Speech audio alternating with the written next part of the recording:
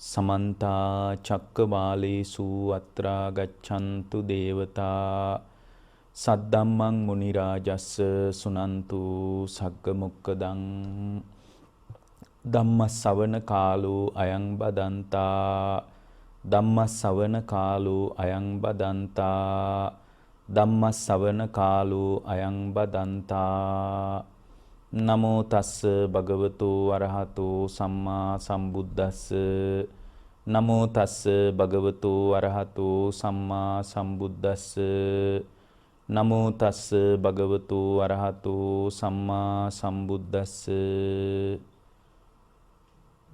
ඒ අපගේ ශාස්ත්‍රූ සම්මා සම්බුදුරජාණන් වහන්සේට අප හැමදෙනාගේම নমස්කාරය වේවා. පින්වත්නි, මේ ඉපදෙමින් මැරෙමින් යන මේ දීර්ඝ සංසාර ගමනේ අතරමං වෙච්ච ශ්‍රාවකයන් විදිහට මේ මොන විදිහේ භෞතික දේවල් තිබුණත් සාංශාරික රැකවරණයක් සාංශාලික පිළිසරණක් අපිට බලාපොරොත්තු වෙන්න අමාරුයි. මොකද මේ සාංශාරික අවදානමක සාංශාරික අසරණ වීමක් මැදදී තමයි අපේ ජීවිතය ගලාගෙන යන්නේ. භාග්‍යවතුන් වහන්සේ අපට දේශනා කළා මේ ජීවිතයේ තියෙන අනාරක්ෂිත බව, අවදානම් සහිත බව, සාංශාරික වශයෙන් පුද්ගලයා මුහුණ දෙන බරපතල අවදානම ගැන බුදුරජාණන් වහන්සේ අපට ඊටාම කරුණාවෙන් පැහැදිලි කළා. ඒත් ඉපදෙමින් මැරෙමින් යන භව ගමනේ යථා ස්වභාවයේ සාමාන්‍ය මිනිස්සෙකුට හිතා ගන්න අමාරුයි.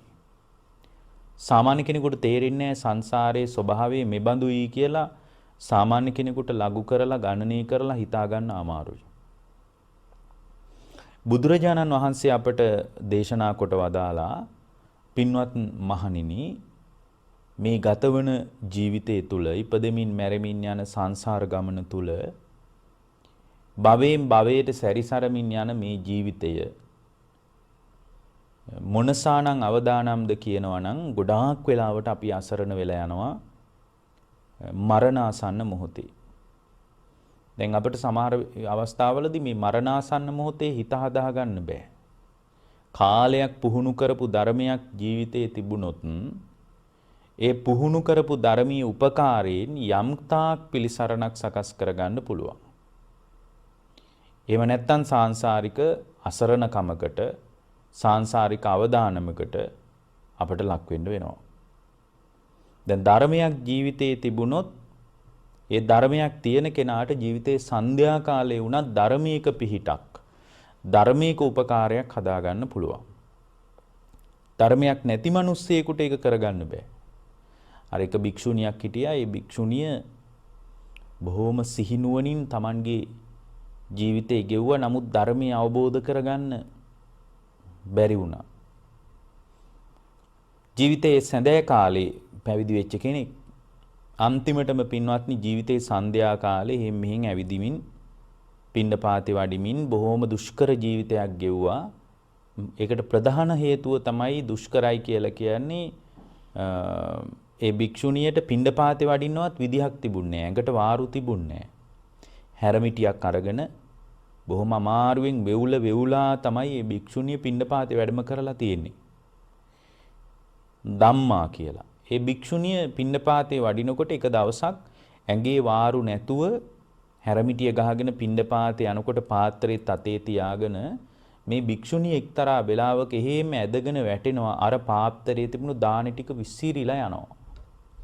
පාත්‍රයේ තිබුණු දානි ටික විසිරීලා යනවා. මේ භික්ෂුණිය එතන හිම්ම වැටිලා වැටුණු වෙලාවේ තමයි කල්පනා කරන්නේ මේ කය Tamanගේ වසඟේ තියන්න පුළුවන් දෙයක් නෙමෙයි. මේ කය කියන්නේ සම්පූර්ණයෙන්ම මේ කයේ මේ ස්පර්ශයේ මුල් කරගෙන ඇති වෙන ආස්වාදය ගැන මේ භික්ෂුණිය ඝන මද්දාහනේ Tamanගේ පාත්‍රයේත් විසි වෙලා පාත්‍රයට ගත්ත දානි ටිකත් විසි වෙලා හැරමිටියත් එක්ක එහෙම ඇදගෙන වැටුණාම ඒ වැටුණු වෙලාවේ තමයි පින්වත්නි ධර්මයේ මානසිකාරය කරන්නේ. ඒ වැටුණු වෙලාවේ වයෝවෘද්ධ භික්ෂුණියක් ඉතින් වැටිච්ච වෙලාවේ ධර්මයේ මානසිකාරය කරලා ධර්මයේ පිහිටක් පිළිසරණක් හදාගත්තා. ඉතින් ඒ විදිහට මේ සමහර අපි නොහිතන අවස්ථාවලදී මේ ධර්මය අපට මතු කරගන්න පුළුවන්. හැබැයි සංසාරික වශයෙන් මේ අවදානමෙන් නිදහස් වෙනවා නම් ජීවිතේ වැඩිච්ච ධර්මයක් තියෙන්න ඕන. ජීවිතේ වැඩිච්ච ධර්මයක් නැත්තම් ජීවිතේ පුරාවට වැඩිච්ච ධර්මයක් නැත්තම් ඒ ශ්‍රාවකයා පුදුම තරම් අසරණයි. එතකොට දැන් මේ භික්ෂුණියට ජීවිතේ ඇඟට වාරු නැති වුණත් ඇදගෙන වැටෙනකොට ඇයට මතු කරගන්න ජීවිතේ ධර්මයක් තිබුණා. මේ කය මුල් කරගෙන ඇතිවෙන දුක්ඛ ආස්වාදේ ස්පර්ශය නිසා ඇති වෙනවා. ස්පර්ශේ නිරුද්ධ වීමෙන් මේ වේදනාව නිරුද්ධ වී යනවා. මගේ වසඟේ තියන්න පුළුවන් එකක් නෙමෙයි. සතර මහා ධාතුන්ගෙන් හටගත්ත මේ කය මට ඕන විදියට පවත්වන්න පුළුවන් එකක් නෙමෙයි කියලා මේ කයේ નિසරු බව තමයි අය මානසිකාරය කරන්නේ. නමුත් ඇයගේ ජීවිතේ සන්ධ්‍යා කාලයයි ගත වුණේ. ඒ ධර්මයක් තියෙන කෙනෙකුට ජීවිතේ සැඳෑ කාලේ වුණත් පිහිටක් පිළිසරණක් යහපතක් අභිවෘද්ධියක් හදාගන්න පුළුවන්. පිහිටක් පිළිසරණක් හදාගන්න පුළුවන් පින්වත්නි. එතකොට අපිට මේ ධර්මයෙන් බලනකොට අපිට තේරෙනවා අපිට පැහැදිලි වෙනවා භාග්‍යවතුන් වහන්සේ දේශනා කරනවා පින්වත් මහණෙනි මේ බුදුරජාණන් වහන්සේ පැහැදිලි කරන ධර්මය අපේ ආධ්‍යාත්මය පෝෂණය කරගන්න පරිහරණය කරනවා නම් අපි ඒ පරිහරණය කිරීම තුළ ඥානවන්ත ශ්‍රාවක භාවයක් අවශ්‍යයි. එහෙම නැතුව ජීවිතේ නැවතත් මැරිලා නැවතත් උපතත් කරා යනකොට පුදුම තරම් අසරණ කම්වලට අපිට මුහුණ දෙන්න වෙනවා. ඒක ස්වල්ප අසරණ කමක් නෙමෙයි. විශාල අසරණ කමකට අපිට මුහුණ දෙන්න වෙනවා. ඒතර විශාල අසරණ කමකට අපිට මුහුණ දෙන්න වෙනවා නම් ඒකේ අවදානමත් එහි ස්වභාවයත් මුලින්ම තේරුම් අරගෙන ඉන්න එක වැදගත් පින්වත්නි. මේ ජීවිතේ ළඟදී අපිට මග හැරෙනවා. ඒතකොට ළඟදී මේ ජීවිතේ අපිට මග හැරෙනකොට අපේ විඥානයේ තවත් තැනක පැලවෙනවා. අපේ විඥානයේ තවත් තැනක රෝපණය වෙනවා පැලවෙනවා. ඒතකොට අපේ විඥානයේ තවත් තැනක රෝපණය වෙනවා නම් ඒ රෝපණය වෙන ස්වභාවයත් ඒ රෝපණය වෙන ආකෘතියත් විඥානයේ ස්වභාවයත් තේරුම් අරගෙන ඉන්න එක ඊටාම වැදගත් දෙයක්. පින්වත්නි අපේ ජීවිතේ කර්ම භවයෙන් උත්පත්ති භවයට උත්පත්ති භවයෙන් ආය කර්ම භවයට එක්ෂණික වශයෙන් උත් ප්‍රතිසන්දි වශයෙන් උත් ගසාගෙන යන ජීවිතයක් තමයි අපිට තියෙන්නේ. එක්ෂණික වශයෙන් උත් පින්වත්නි කර්ම භවයෙන් උත්පත්ති භවයට උත්පත්ති භවයෙන් කර්ම භවයට යනවා. ප්‍රතිසන්දි වශයෙන් උත් යනවා. එක්ෂණික වශයෙන් කියන්නේ දැන් මේ අපි ඉන්නේ භවයේ. අපි සැරිසරන්නේ භවයේ. ඒතර භවයේ අපි සැරිසරනවා නම් මේ භවයේ සැරිසරන අපේ ජීවිතේ දිහා අපි හරියට බලන්න ඕන. දැන් අපි භවයේ නම් ඉන්නේ පින්වත්නි අපිට අවදානමක් තියනවද නැද්ද? අවදානමක් තියෙනවා. මේ කර්ම භවයේ ඉන්න සත්‍යයට කර්ම භවයෙන් නැවත උත්පත්ති භවයට යනවා. එතකොට උත්පත්ති භවයට කියන්නේ දැන් ඒක එක්ෂණික වශයෙන් වෙන්නේ මෙහෙමයි. දැන් අපි හිතන්න මේ විදියට දැන් මාලිගාව දකින්න ඕන කියලා අදහසක් තියෙනවා.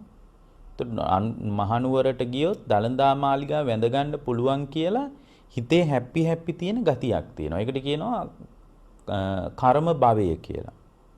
ඊට පස්සේ ඒ හිතේ තියෙන එකට අනුව මාලිගාව දකින්නවා. ඒ කියන්නේ දකින්න මට්ටම චක්කු විඥානය පහළ වෙනවා, සෝත විඥානය පහළ වෙනවා, ගාන විඥානය පහළ වෙනවා, ජීවා විඥානය පහළ වෙන මට්ටම තියෙන්නේ. ඒ පහළ වෙන එක තමයි උත්පත්ති භවයෙන් කර්ම භවයට යනවා.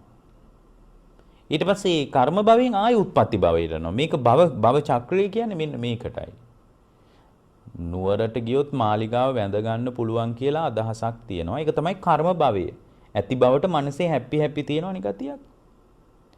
එතකොට ඒකට අනුව මාලිගාව දකින්න මට්ටම Tamanගේ ඇහෙන්. ඒ කියන්නේ Tamanට චක්කු විඥානයේ පහළ වෙන මට්ටමක් තියෙනවා. එතකොට ඇති බවට මනසේ හැපි තිබුණ නිසා එයා දකිනවා මම හිතපු දේ තමයි මේ. අනේ මට වැඳ ගන්න හම්බුණා කියලා එතන එයා දකින්න මට්ටම. එතකොට එයාට එතනින් ආය කර්ම රැස් වෙනවා. කර්ම රැස් වෙනකොට ආය පින්වත්නි ඒ උත්පත්ති භවෙන් ආය කර්ම භවයට. දැකපු දේ ආය ඇති බවට මනසේ හැප්පෙනවා. මෙන්න මේ විදිහට මහා චක්‍රයක ඇස කන නාසය දිවකය මනස මුල් කරගෙන ගැඹුරු ආයතනික ක්‍රියාවලියක් තුළ තමයි අපි මේ සැරිසරන්නේ.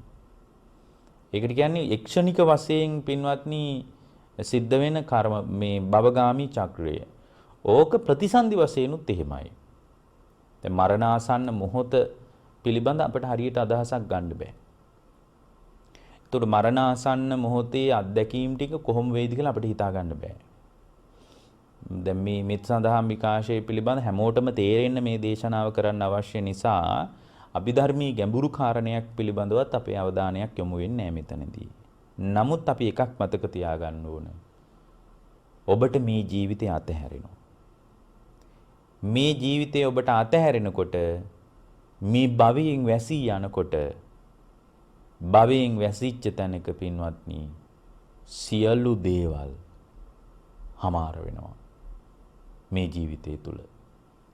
එතකොට මේ ජීවිතයේ පවතින සියලුම දේවල් හමාර වෙනවා නම් මේ ජීවිතයේ පවතින සියලුම දේවල් සියලු බැඳීම් සියලු භෞතික සම්බන්ධතා සියලු ආධ්‍යාත්මික මේ සියලු දේවල් ඉවර වෙනවා නම් එතනින් පස්සෙම සංසාර ගමන ඉවර නම් සියදි විහානි කරගෙන හරි කමන්නේ ජීවිතේ නැති කරගත්තට කිසි අවුලක් නැහැ.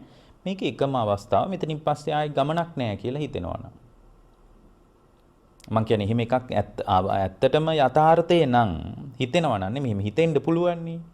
යථාර්ථය නම් මෙතනින් පස්සේ නැවත එකක් නැහැ. මේ ආපු ජීවිතයෙන් සියලු දේවල් හමාර වෙනවා කියලා හිතෙනවා නම් සියදි විහානි කරගත්ත කමක් නැහැ.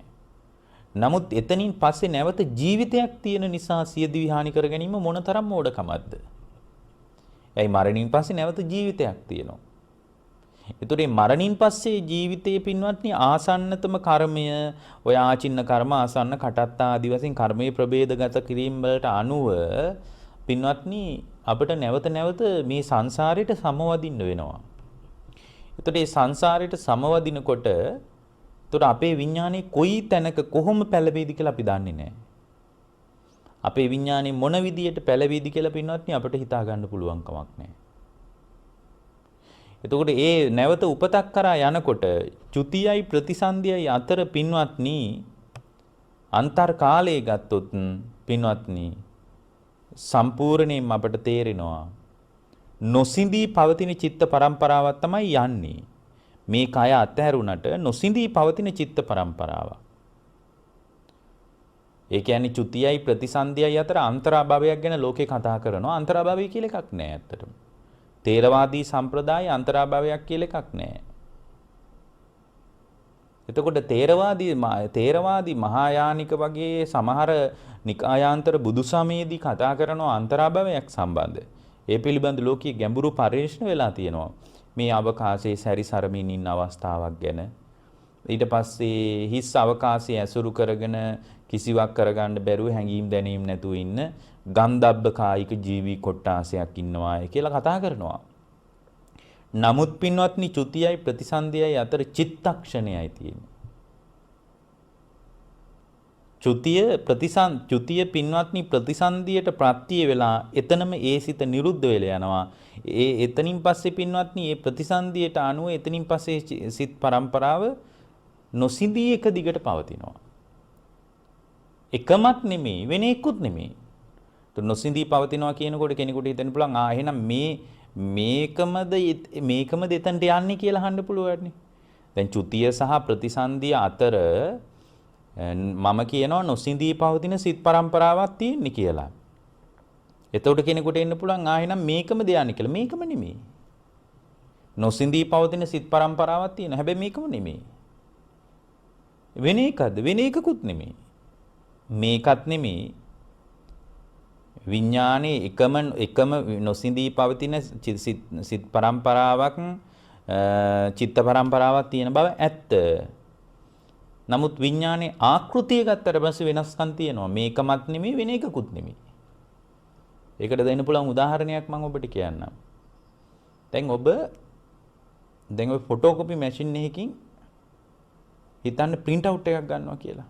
මම හරි ෆොටෝකොපියක් ගහනවා කියලා. ඒතර ඔය දැන් තියෙන මැෂින් එකෙන් උඩින් ඒ කොලේ තියලා ඊට පස්සේ ඒකේ පිටපතක් එන්න කියලා විධානයේ නියම කළාම ඒ විදියම පිටපතක් එනවා. දැන් අර උඩ ඒකම දාවේ ඒකමත් නෙමෙයි. එන වෙන එකක් දාවේ වෙන එකකුත් නෙමෙයි. ඒකමත් නෙමෙයි වෙන එකකුත් නෙමෙයි. දැන් ඔබට දුරකථන ඇමතුමක් එනවා. දැන් අම්මා කතා කරන්නේ. එතකොට අම්මා කතා කරනකොට දැන් ඔබ ප්‍රතිචාර දක්වනවා. අම්මටද ප්‍රතිචාර දක්වන්නේ? ඔව් අම්මට ප්‍රතිචාර දක්වන්නේ. අම්මමද මේ දැන් මෙතන ඇහෙන්නේ? අම්මත් නෙමෙයි. අම්මයි කටහඬ ඇහෙනවා නම් අම්මා මෙතන ඉන්න ඕනනේ. අම්මත් නෙමෙයි. එහෙනම් අම්මා නෙමෙයි නම් වෙන කෙනෙක්ද කතා කරන්නේ? වෙන කෙනෙකුත් නෙමෙයි. අන්න ඒ වගේ බොහොම සියුම්ම තේරුම් ගන්න ඕන එක. උපත කියන අත්දැකීම සම්බන්ධ ප්‍රායෝගික අත්දැකීම් ධර්මිය ඔස්සේ හොයා ගන්නවා හැර අපිට වෙන විකල්පයක් නැහැ පින්වත්නි. අපිට ඒක තේරුම් ගන්න විදියක් නැහැ. නමුත් මරණය කියන්නේ මේ චුතිය කියන්නේ මහා භයානක වේදනාකාරී අත්දැකීමක් නෙමෙයි. ධර්මයත් එක්ක ඉන්න කෙනෙකුට ඒක මහා වේදනාකාරී අත්දැකීමක් නෙමෙයි. ඔය මෝහන ක්‍රියාවලින් ඔස්සේ ලෝකේ කෙරිච්ච පරිේශන තියෙනවා. ඒවයින් තේරෙනවා මේ මරණය කියන්නේ මහා වේදනාකාරී අත්දැකීමක් විදියට ඒගොල්ලෝ කියලා නැහැ. මරණය වේදනාකාරී වෙන්නේ මරණය බරපතල වෙන්නේ මරණය වේදනාකාරී භාවයේ වැඩි වෙන්නේ එයාට මේ තියෙන මානව බැඳීම් ටික භෞතික බැඳීම් ටික අත්හැරගන්න බැරි විදියට එයාගේ හිත තුළ උපාදානෙ යට කරලා තිබ්බොත් ඒ උපාදානෙ යට කරලා තිබ්බ තැනක නම් එයා බරපතල අරුබුදයකට මුහුණ දෙනවා. ඒ උපාදානියෙන් යට නොවන විදියට අපි කියන්නේ හිත හදාගන්න කියලා. එතකොට මරණාසන්න මොහොතේ සනීපෙට සැහැල්ලුවෙන් ඇස් පියා ගන්න පුළුවන්. අද මරණාසන්න මොහොතේ මිනිස්සු ජීවිතයට සමුදෙන විදිය අවසාන චිත්ත පරම්පරාව තුළ මිනිස්සු විඩාවටපත් වෙලා තෙහෙට්ටුවටපත් වෙලා පීඩාවටපත් වෙලා විඳවලා කෑ ගහන විදිය ඒගොල්ලන්ගේ සිත් පරම්පරාව අපිට වෙන්නේ නැහැ. නමුත් ඒගොල්ලන්ගේ කායික චර්යා වාචසික චර්යා තුලින් එයාගේ මනෝභාවයන් පිළිබඳ යම් අදහසක් ගන්න පුළුවන්. ඒ නිසා පින්වත්නි මේ චුතියයි ප්‍රතිසන්දියයි අතර දෝලණය වන අපේ ජීවිතය හරිම සැහැල්ලුවෙන් අතහරින්න පුළුවන් ජීවිතයේ විදිය තමයි ධර්මයේ තුල තියෙන්නේ. දැන් අද ගොඩාක් දෙනෙකුට මේවා අත්හැර ගන්න බැරුවයි විඳවන්නේ. එතකොට මේ අත්හරින්න බැරිකම නිසාම එයාගේ සිතුවිලි වල ක්‍රියාකාරීත්වය ඊටාම අපගාමී වුණාට පස්සේ ඊට අනුව තමයි ප්‍රතිසන්දිය සකස් වෙන්නේ.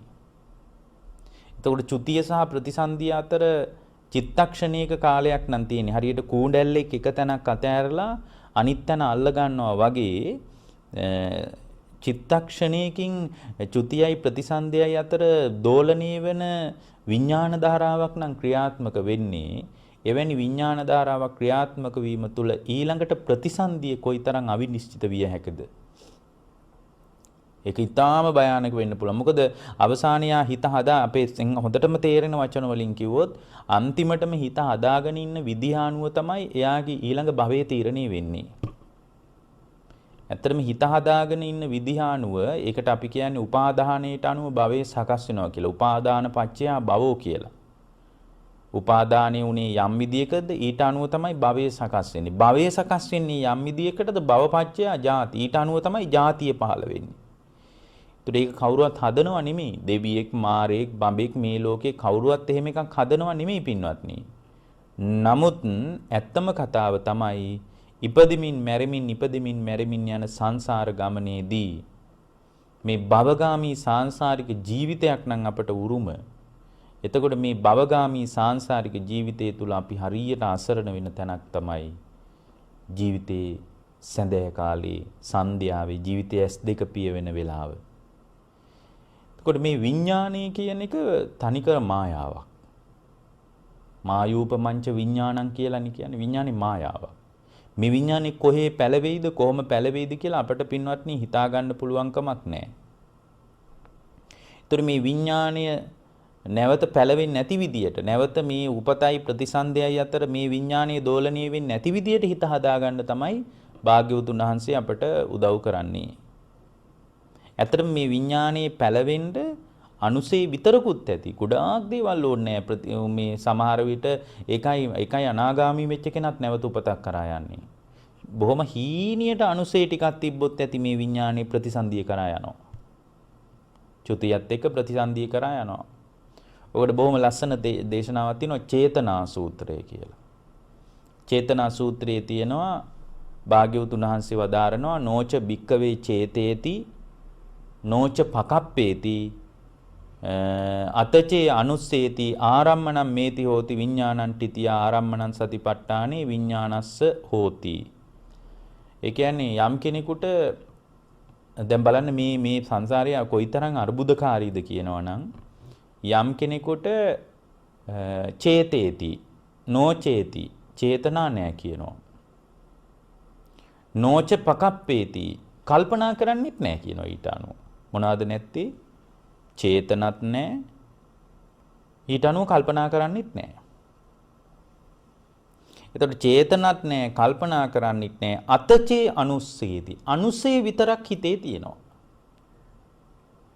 අනුසේ කියන්නේ කාමරාගානුසේ, භවරාගානුසේ, පටිඝානුසේ, අවිජ්ජානුසේ, විචිකිච්ඡානුසේ, මානානුසේ වගේ අනුසේ විතරක් හිතේ තියෙනවා.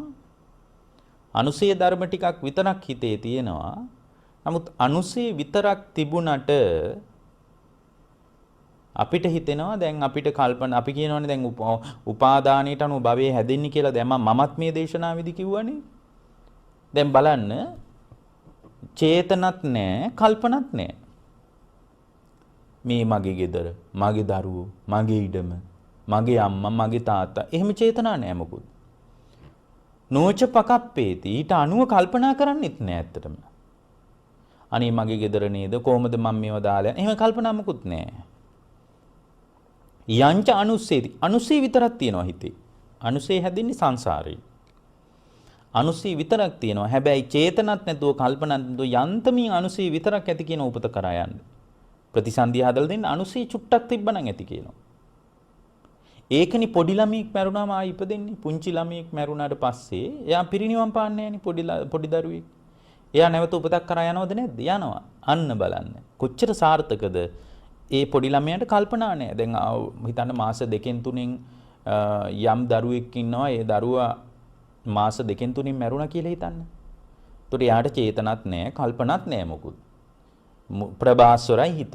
පබස්සර මිදම් බික්කවේ ආගන්තුකේන උපක්ඛිලිටේන උපක්ඛිලිට. ආගන්තුක කෙලෙස් වලින් තමයි හිත දූෂණය වෙන්නේ.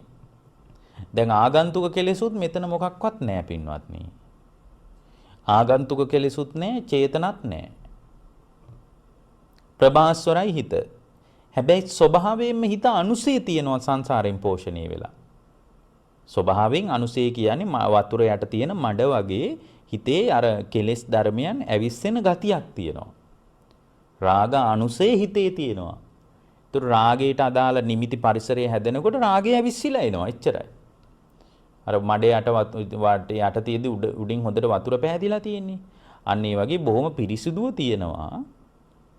නමුත් එහෙම පිරිසිදුව තිබ්බට එකපාරම පින්වත්නි එයාගේ ජීවිතය තුළ බොහොම පිරිසිදුව තිබ්බට එයාගේ හිත මුලින් ප්‍රභාස්වර තිබ්බට ඕනම වෙලාවක අර මඩ යට තියෙනවා නම් වතුරත් එක්ක මඩ මිශ්‍ර වෙන්න පුළුවන්ද බැරිද? අනිවාර්යෙන් පුළුවන්. ඒතර පොඩි ළමයෙකුට දැන් රාග අනුසය තියෙනවා. දැන් රාගේ උගන්වන්න ඕනද ළමයෙකුට? පටිඝ අනුසය පටිඝේ උගන්වන්න ඕනද? කේන්ති ගන්න පුතා දැන් කේන්ති ගන්න කෝ කේන්ති ගන්නතේ නෑනේ කියලා එහෙම උගන්වන්න ඕනේ නෑ. ස්වභාවයෙන්ම කේන්ති ගන්න අනුසය ඒකට කියනවා පටිඝ අනුසය කියලා. මේ වගේ අනුසය හිතේ බැහැගෙන තියෙනවා. අවිජ්ජා අනුසය තියෙනවා. ස්වභාවයෙන්ම සංසාරේ අවිද්‍යාවටයි අපේ හිත වැඩිලා තියෙන්නේ. අපි මේ මහවැලි ගඟක අනිත් පැත්ත හරවන්න හදනවා වගේ වැඩක් මේ කරන්නේ බොම ලේසි වැඩක් නෙමෙයි. ස්වභාවයෙන්ම අවිද්‍යා අනුසය තමයි අපේ හිතේ තියෙන්නේ. ඒක අනිත් පැත්තට හරවන එක ලේසි නෑ. ඒතර ස්වභාවයෙන් අනුසය තියෙන නිසා ඒවා ඇවිස්සෙන්නේ මේ ලෝකයේත් එක්ක මිශ්‍ර වෙනකොට. ආගන්තුක උපක්ලේශ වලින් තමයි ප්‍රභාස්වර හිත දූෂණය. එතකොට හිත දූෂණය වෙන්නේ ආගන්තුක දැන් රාගය ඇති වෙන විදියට පරිසරය හැදෙනකොට දැන් පුංචි ළමයෙකුට රාගය ඇති වෙන්නේ නැහැ නේ. ලිංගිකත්වයේ මුල් කරගෙන රාගයක් පුංචි ළමයෙකුට නැහැ. නමුත් එයා වයසේ යනකොට එයාගේ ශරීරයේ හෝමෝන ක්‍රියාකාරීත්වය ඇති වෙනකොට ඊට පස්සේ යාට යම්කිසි ඒ කියන්නේ අත්දැකීම් පරාසයක් මුල් කරගෙන වයසද ශරීරයේ ඇති වෙන මේ සම්පූර්ණයෙන් රසායනික ක්‍රියාවලින්ද මේ සියල්ල මේක යාට රාගය ඇති වෙන ස්වභාවයෙන් යා යුක්තයි. ඒක අමුතුවෙන් යාට කරන්න දෙයක් නැහැ. ඒක ඒ සම්පූර්ණයෙන් රාගය ඇති වෙන, පටිගය ඇති වෙන, අවිද්‍යාව ඇති වෙන, භව රාගය ඇති වෙන ස්වභාවයෙන් මේ හිත තියෙන්නේ. ඒතකොට ඒක පුංචි ළමයෙක් මැරුණාම උපතක් කරා යන්නේ පොඩ්ඩක් අනුසය තිබ්බොත් ඇති නැවත ප්‍රතිසන්දිය කරා යන්නේ. පොඩ්ඩක් අනුසය තිබ්බොත් ඇති. නැවත ඒ ජීවිතය තුළ ප්‍රතිසන්දිය කරා යනවා. ඒ නිසා පින්වත්නි මේ විඥානේ පිහිට කරගෙනයි අපි ඉන්නේ. නොසිඳී පවතින චිත්ත පරම්පරාවක් චුතියේ සිට ප්‍රතිසන්දිය දක්වා ගමන් කරනවා චිත්තක්ෂණයක කාලයකින්. හිතේ ආයු කාලය. චිත්තක්ෂණයකින් මේ නොසිඳී පව. ඇත්තට මේක එකින් එකට මේ චිත් පරම්පරාවක් දැන් ඇත්තටම මේ ඇතිවෙන ක්‍රියාවලිය ASCII අපිට ඒක ගණනය කරගන්න බෑ. දැන් මේ වගේ දැන් එකටකට ප්‍රත්‍ය වෙලා ඒ ප්‍රත්‍ය නිසා උපන් ධර්මයේ තියෙද්දී අර ප්‍රත්‍යයට උපකාර කරපු ධර්මයේ නිරුද්ධ වෙලා යනවා. ඒක මේ වගේ. දැන් හිතන්න ඇහැට රූපයක් පේනවා කියලා. රූපයක් පේනකොට තමා තුළ චක්කු විඥානය පහළ වෙනවා. එතකොට රූපේ පේන මට්ටම. එතකොට රූපේ පේන මට්ටම කුමක් නිසාද ඇති වෙන්නේ? නාම රූප ධර්මයන් නිසා ඇති වෙනවා ආයතන 6ක්. නාම රූප ධර්මයන් නාම රූප කියලා දෙකක් ඇහැ සම්බන්ධව එකතු වුණාන් පස්සේ තමයි ඒකට කියන්නේ ආයතනයක් කියලා. නාම රූප ප්‍රත්‍ය කරගෙන තමයි ආයතන හැදෙන්නේ. ඒකට කියනවා සලායතන කියලා. නාම රූප ප්‍රත්‍යයෙන් ඒ ආයතනෙ හැදෙන්නේ. එතකොට නාම රූප කියලා ලක්ෂණ දෙකක් ඇස සම්බන්ධව එකතු වෙනකොට ඒකට අපි කියනවා චක්කායතනය කියලා. නාම රූප නැත්තම් ඇස කියලා ආයතනයක් වෙන්නේ නැහැ. ඇස ඉන්ද්‍රියක් විදියට ක්‍රියාත්මකයි.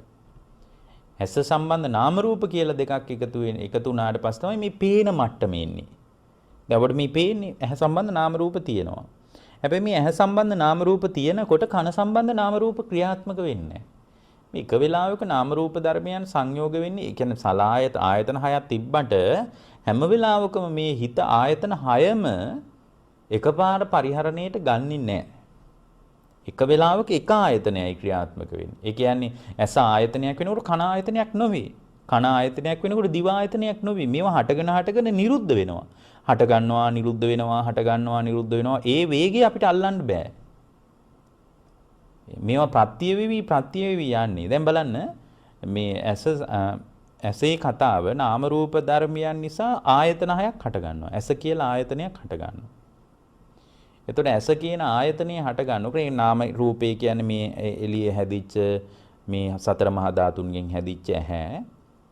නාම ධර්ම කියන්නේ වේදනා සංඥා චේතනා පස්ස මනසිකාර කියලා කාරණා පහක් නිසා තමයි සම්පූර්ණයෙන් ඔබට මේ පේන මට්ටමේ ඉන්නේ. දැන් මේ පේන මට්ටම ඇවිල්ලා තිනවා නාම රූප ධර්මයන් ඇස සම්බන්ධ එකතු වෙලා තිනවා.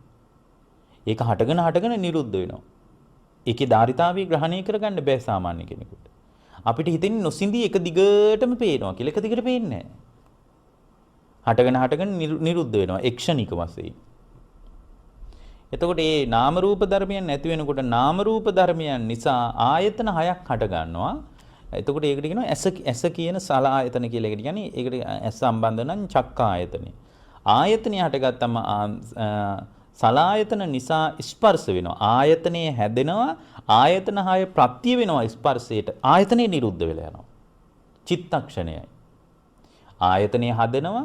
ආයතනය ප්‍රත්‍ය වෙනවා මොකටද? ස්පර්ශයට. මේ ඇසකේ සලායතනයේ ඇස නිසා ඇසට රූපය හම්බ වෙනවා. රූපය හම්බෙලා මානසිකාර්ය ප්‍රත්‍යයෙන් චක්කු විඥානයත් පහළ කරනවා එතන. ඇස සම්බන්ධ බලන්න මේ කොච්චර වේගයෙන් වෙනවද කියලා. මේ තුන පහළ වෙන එකට ස්පර්ශය. මේ ටික ස්පර්ශ කරලා ආයතනෙ නිරුද්ධ වෙලා යනවා. සලායතන නිරුද්ධ වෙනවා. එතකොට එතනම නිරුද්ධ වෙනකොට මොකද්ද දැන් මෙතන හටගත්තේ ස්පර්ශයක්. ඇහැයි රූපයයි ඇහි විඥානයයි තුනේ මේ තුන එකතු වීමේ ස්පර්ශයයි. ස්පර්ශයේ ප්‍රත්‍ය වෙනවා වේදනාවට. ඇහැ මුල් කරගෙන වේදනාවක් හදනවා. ඒක සුඛ වේදනාවක් වෙන්නත් පුළුවන්. දුක්ඛ වේදනාවක් වෙන්නත් පුළුවන්. අදුක්ඛම සුඛ වේදනාවක් වෙන්නත් පුළුවන්. එතකොට මේ ඇසේ ස්පර්ශයේ නිසා පස්සපච්චය වේදනා. ස්පර්ශයේ වේදනාවට ප්‍රත්‍ය වෙලා ස්පර්ශයත් චිත්තක්ෂණයකින් නිරුද්ධ වෙලා යනවා. එතකොට එහෙන් දකින්නව නිසා අපිට හයිනා යන්නේ අඬන්නේ ඔක්කොම කෙරෙන්නේ අර හිතේ ඇතිවෙච්ච දුක්ඛ වේදනාවක් සුඛ වේදනාවක් නිසානේ. එතකොට එහෙන් දකින්නකොට ඒ වේදනාවත් එක දිගට පවතින්නේ නැහැ. එතකොට කෙනෙක් කියන්නේ බ්‍රෝ එහෙනම් එක දිගට අඬන්නේ ඇයි? අඬන්නේ පින්වත්නි පෙනි පෙනී නිරුද්ධ වෙනවා. වේදනාවත් හටගෙන නිරුද්ධ වෙනවා. වේගෙන් හටගෙන නිරුද්ධ වෙනවා. ඇහෙන් දැක්කහම දකින්න දේ නිසා මිනිස්සු එක දිගට අඬනවා නම් ඒ අඬන එකකින් තියෙන හටගෙන නිරුද්ධ වෙනවා. ඊට පස්සේ බැරි වෙලා හරි හිතන්නකෝ කන පැත්තට අවධානම ගියා කියලා. ඒතර කන පැත්තට අවධානම යනකොට ඒතර සෝත විඥානයේ පහළ වෙන්නේ. එතකොට මේ පෙනීම මුල් කරගෙන ඇති වෙන චිත්ත පරම්පරාවක් ඇති වෙනවා. ඒතර ඇසෙන් අර ගත්ත නිමිතිත් ඇස සම්බන්ධව ඇති වෙච්ච ක්‍රියාවලියත් නිරුද්ධ. ඒතකොට යාට ඇහැ මුල් කරගෙන අර දැක්ක දේ නිසා අඬන එක නවතිනවා. එතකොට යා කන පැත්තේ ඉන්නේ අවධානය. එතකොට අපිට තේරෙනවා මේ සිතුවිලි නොසිඳී පවතින චිත්ත පරම්පරාවක් පවතින්නේ. හැබැයි එකිනෙකට ප්‍රත්‍ය වෙවි නිරුද්ධ වෙලා යනවා. ස්පර්ශයේ ප්‍රත්‍ය වෙනවා වේදනාවට ප්‍රත්‍ය වෙලා ස්පර්ශය නිරුද්ධ වෙනවා එතනම චිත්තක්ෂණයයි කාලේ. වේදනාව කියන එක පින්වත්නි වේදනාව ප්‍රත්‍ය වෙනවා සංඥාවට. එහෙමත් නැත්නම් අපි පටිච්ච සමුප්පන්න පරයයෙන්ම මේක දිගට කතා කරගෙන ගියොත් එහෙම වේදනාව ප්‍රත්‍ය වෙනවා තණ්හාවට. විඳින දෙයට මිනිස්සු අතර තණ්හාවක් ඇති වෙනවා. විඳින දෙයට තණ්හාව හදලා එතනම වේදනාවක් නිරුද්ධ වෙලා යනවා. චිත්තක්ෂණයයි. තණ්හාව ඇති වෙනවා. රූප තණ්හාවක් ඇති වෙනවා ඇහෙන්න. රූප තණ්හාව ඇති වෙලා ඒ රූප තණ්හාව නිසා තණ්හාපච්චය උපාද ඒ රූපේ Tamanට උපාදානීය වෙනවා. උපාදානීය වෙලා චිත්තක්ෂණයයි එතනම නිරුද්ධයි. චිත්තක්ෂණයයි එතනම නිරුද්ධයි. ඊට පස්සේ පින්වත්නි එතන ඇති වෙච්ච තණ්හාව උපාදානීය කරගෙන උපාදානීය අතර තණ්හාව නිරුද්ධ වෙලා යනවා. ඒතර උපාදානීය නිසා විපාක පිණිස කර්මයක් හදනවා. විපාක පිණිස කර්මයක් හදන චිත්තක්ෂණයයි යන්නේ.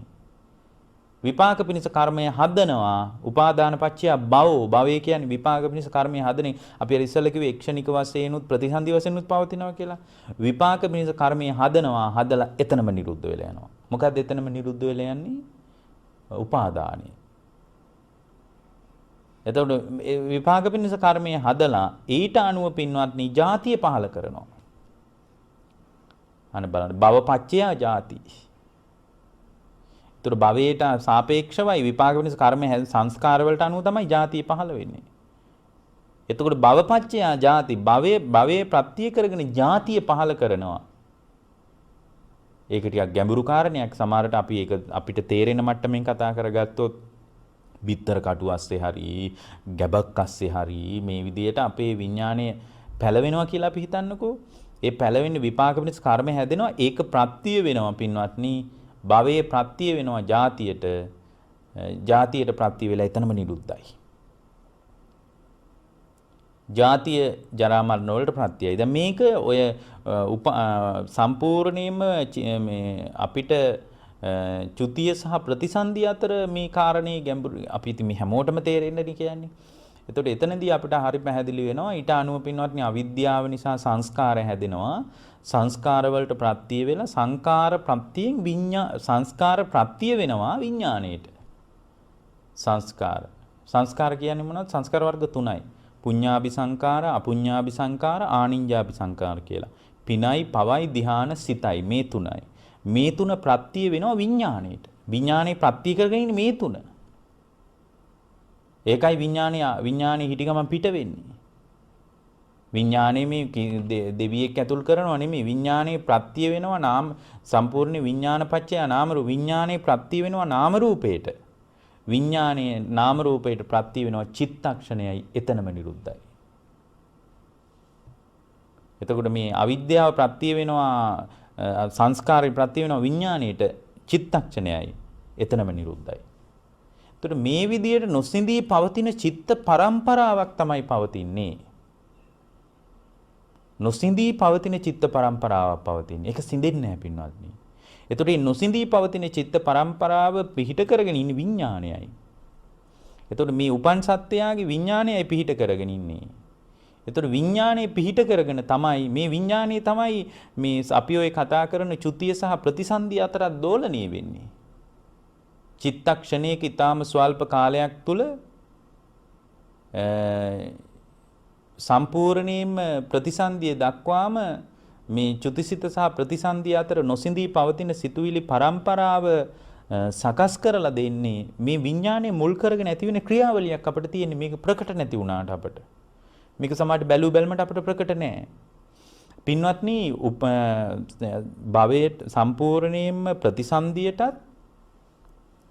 ඒ වගේම පින්වත්නි අපේ ජීවිතයේ තුල ප්‍රවෘත්තියටත් විඥානයයි පිහිට කරගෙන ඉන්නේ.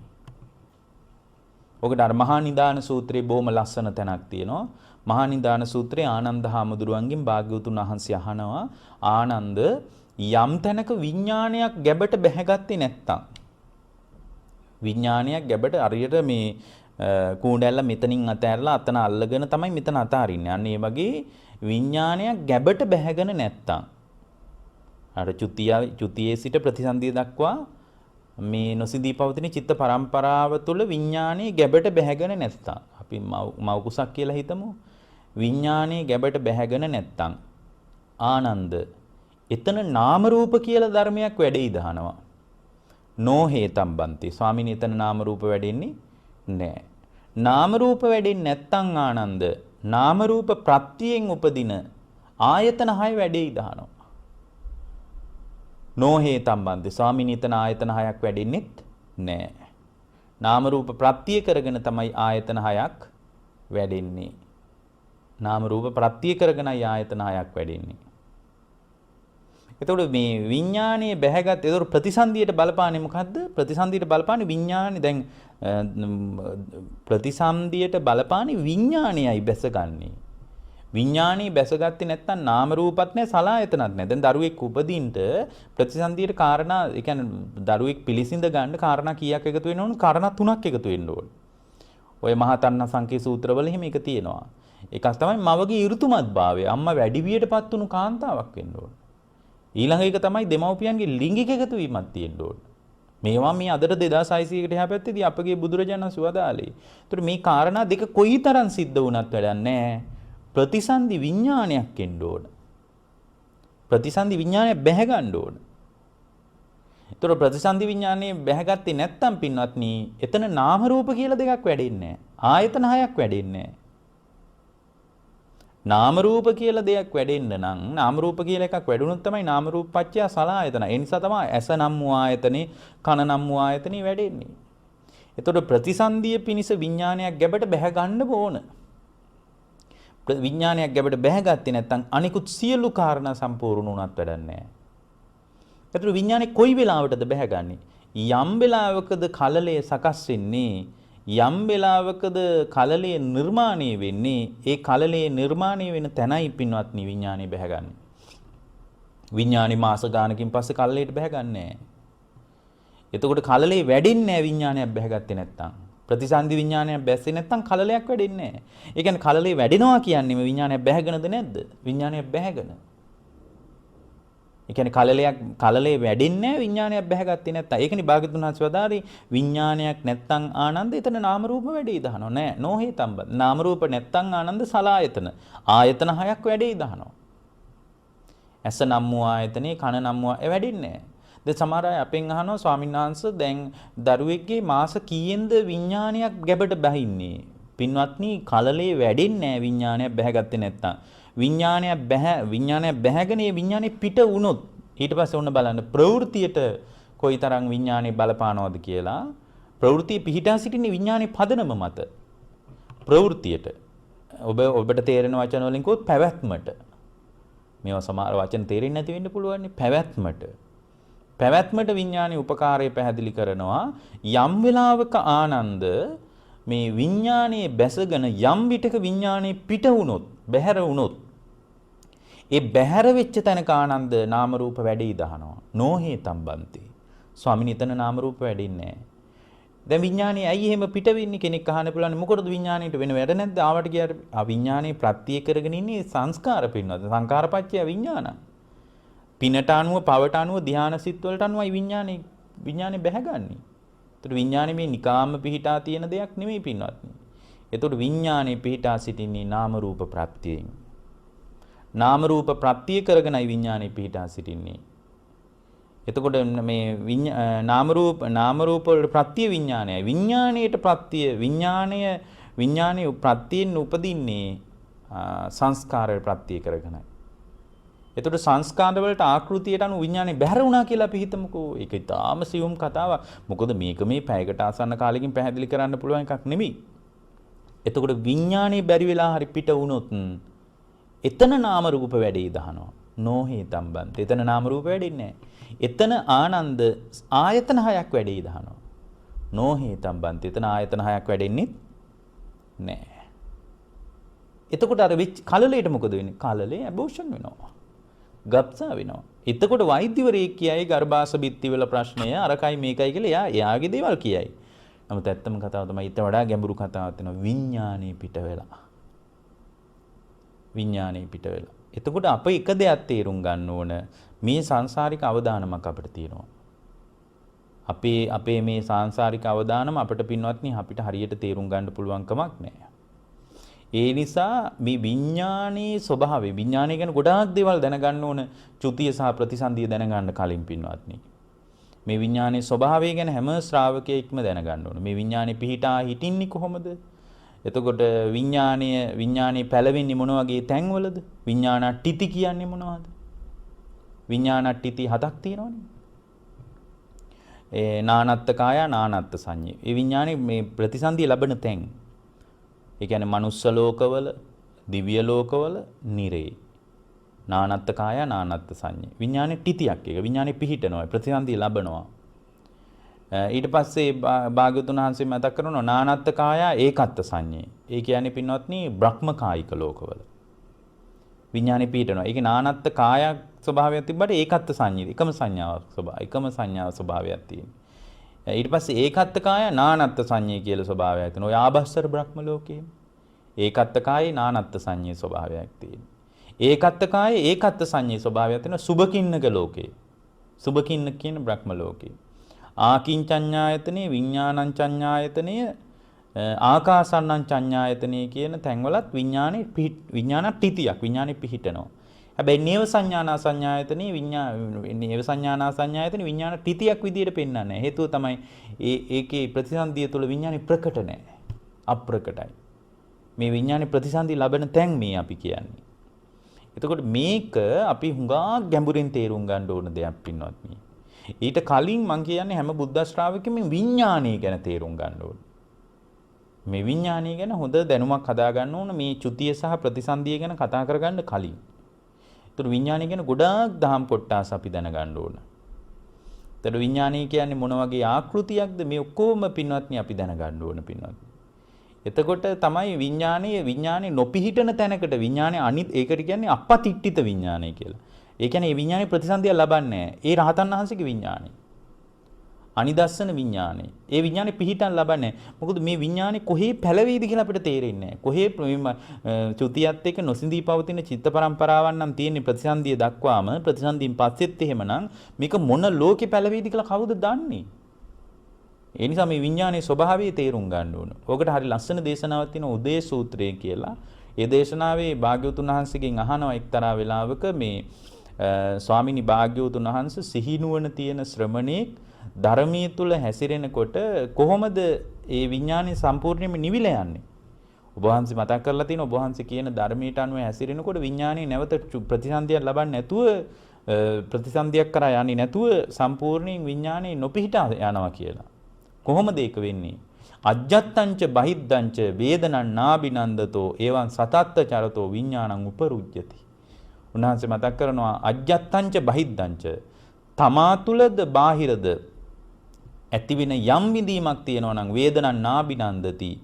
සැප වේදනා, දුක් වේදනා, අදුක්කම සුඛ වේදනා සලායතන හරහා ඇති වෙනවනේ ආයතන හය හරහා ඇති වෙනකොට කිසිම ආකාරයකින් ඒක පිළිසරණ කරගන්න නැත්නම් ඊටාම සිහිනුවණින් ධර්මයේ හැසිරෙමින් ඉන්නවා නම් එතකොට මේ වේදනා නාබිනන්දති. වේදනාව සතුටින් පිළිගන්නේ. ඇහැ නිසා සැප වේදනාව හෝ දුක් වේදනාව හෝ මධ්‍යස්ථ විදීම ඇති වෙනවා. ඒකක්වත් සතුටින් පිළිගන්නේ.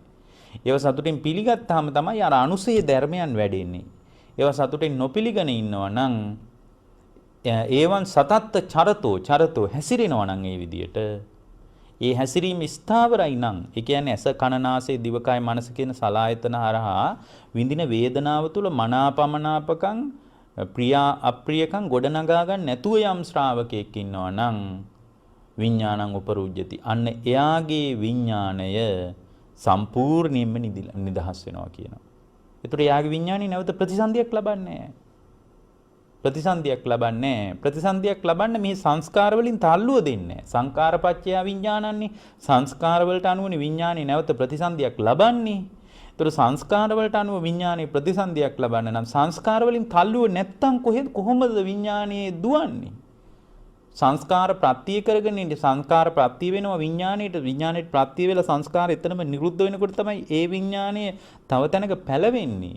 එතකොට විඥාණයේ පැලවෙන්න තල්ලුව මෙහින් ඇදගෙන ගිහින් තල්ලුව දෙන්නේ පින්නන්නේ සංස්කාරය. ඒක කුසලයේ වෙන්නත් පුළුවන් අකුසලයේ වෙන්නත් පුළුවන් ධ්‍යානසිත වෙන්නත් පුළුවන්. මෙතන සංස්කාර වලින් විඥාණයට තල්ලුව දෙන්නේ නැත්නම් කොහොමද විඥාණය පැලවෙන්නේ? ඒ විඥාණය අපපතිට්ඨිතයි. විඥානං උපරුජ්ජති. ඒ විඥානේ කිසිම තැනක පිහිටා සිටින්නේ නැහැ.